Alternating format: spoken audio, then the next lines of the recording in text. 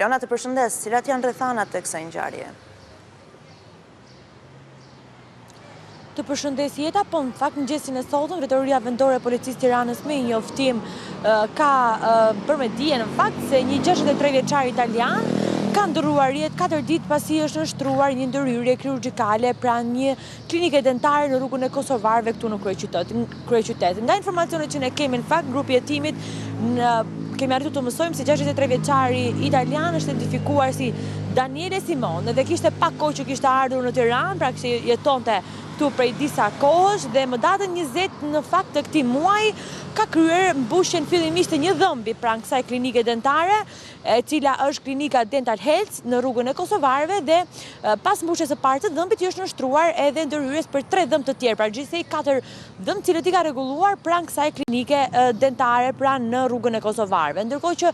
në fakt gjatë procesit të ndërhyrjes nga fillimi deri në fund, mjeku i cili dhe është marrë në pyetje nga efektiv komisariatit numër 2 cilët edhe mbulojnë zonën,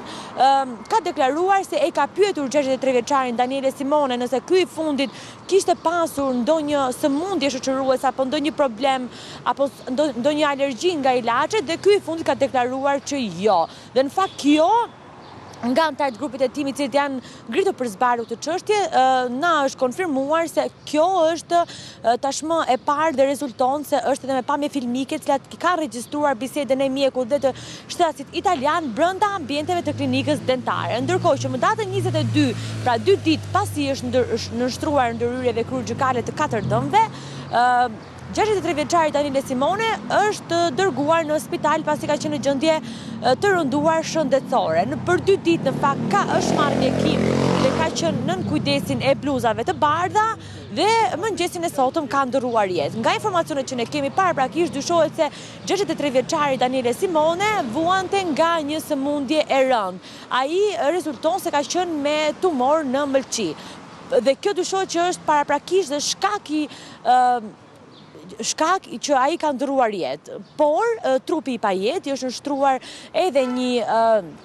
autopsie dhe mjeku ligjor është ai i cili do të vendosë përfundimisht se cili ka qenë shkaku që 63 vjeçari Daniele Simone ndroi jetë në kryeqytet mëngjesin e sotëm. Paraprakisht është marrë dhe mjeku në pyetje dhe ka deklaruar se çdo që ka shkuar mirë, nuk ka parë asnjë komplikacion gjatë ndërhyrjes